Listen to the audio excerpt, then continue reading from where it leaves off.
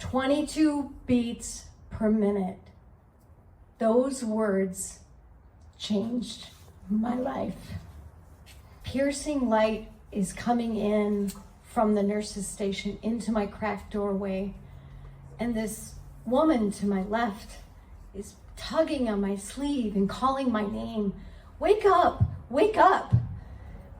Your heart is fluttering at 22 beats per minute. Diana, wake up. Like, opening my eyes, looking down at my chest, I see the resuscitate pads that were placed strategically around my heart the day before in the ER. And this woman to my left keeps rambling. And I realize I'm in a hospital bed.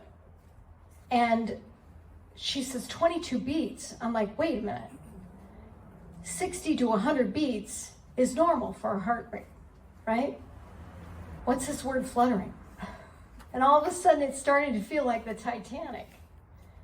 And I look down at these pads and I'm thinking, holy shit, I never thought that these would have to come into motion, that the crew would have to actually use this. And she's like, you're giving us quite a scare from the nurse's station. I wanted to apologize to her. Oh, I'm sorry. I'll try to speed things up for you back there. Sorry that you guys are working, that you have to work. Feeling like the Titanic, I'm trying to get some ground here. Things seem normal. I can smell coffee brewing in the background. Good mornings are being said as people are starting their day at 5 a.m. So I think, call my son. He's a firefighter. He'll know what to do. Call East Coast. Alex, yeah, 22 beats per minute. I know you're used to putting out disasters. Help me now. Meditate? Isn't that going to make my heart go lower? This is coming from a first responder? This is all you got? Oh, scary movie. Better idea. I pause, and then mom mode kicks in. And just then, I see that commercial on TV, the one about estate planning, and I thought, a will, a trust, a medical directive would be really good right about now. I don't have any of that. So then I try to go into emergency mode, everything I can think of, so I don't have to give him from the other side of the grave these details. Bank account information, logins, passwords, with my limited oxygen and blood flow.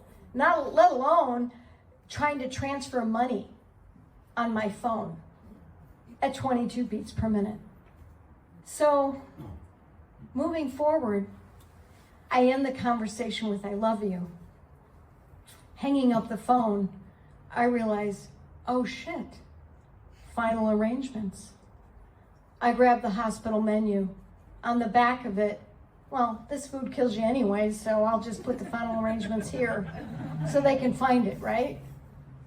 I sink under the covers for a deep thread count hug. How the fuck did I get here? 2,000 miles away from my family. The Talking Heads song comes on in my head. How did I get here? It all started the day before. A doctor's visit, going promptly to the emergency room because I flunked my EKG, and then admitted promptly into the hospital. I look down and I'm thinking, why aren't you working? I don't understand this. I would beat on you right now, but I'm really afraid that that emergency crew is gonna come in here and try to jumpstart my heart if I start messing with this.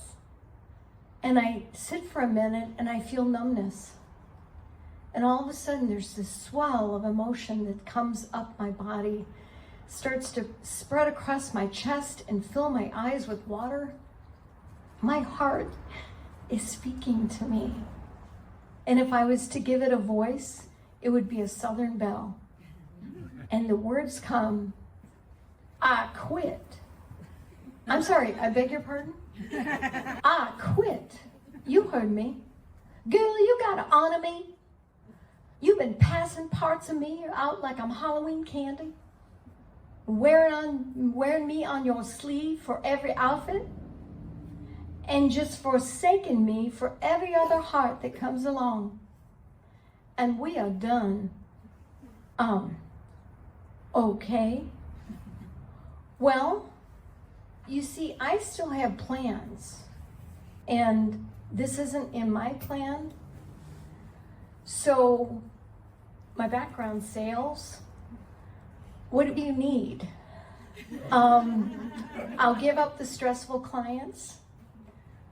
I'll put my ego aside. No more bad boyfriends. But I need you now. Because I got stuff to do. Please, don't leave me now.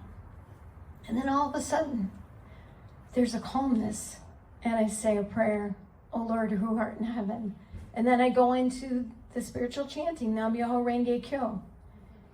And as I'm laying there in the bed, fear exits left and courage enters right. And I've got the heart of a lion. I'm ready for this pacemaker surgery. Fast forward. Post-pacemaker surgery, everything goes pretty well. On to the cardiologist's office. I get in the door, and I'm wanting to know a sea of answers for my questions. And I walk in, and it's lined all the way around the room with struggling hearts. I walk in, and I'm protecting my pacemaker. And I go into his room, and I say, how did this happen to me? You're depressed. He swirls around, almost hits me with his coat as he's flying out the door to put in the pacemakers into an assembly line of people that are waiting for him. And I thought for a minute, well, I got really good at swallowing the bad stuff. And sometimes I did leave my body when things weren't so good. And my heart had to just take it. So I go back out to the waiting room, protecting my pacemaker because I'm thinking somebody's going to want to steal it. And I see all these hearts. And I wonder to myself, why are there so many broken hearts? So, meanwhile, my body is not loving this new Nazi foreman, and full anarchy ensue. Again, I ask my body, what do you need? My body, in a very sweet voice, says to me, you know, you can get the heart to beat faster, but the body will just find other ways to fall apart if the brain doesn't stop its way of being. You have to realize that the heart, the mind, and body are a marriage to be in perfect harmony in life. So, if you find yourself at 22 beats per minute, the who, what, where, and why in your life become very important. Time speeds up as we get older.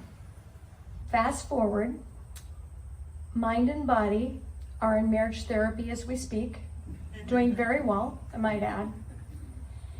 And always remember, a good laugh is the best pacemaker because it's natural, effective, easy to install, and it's free.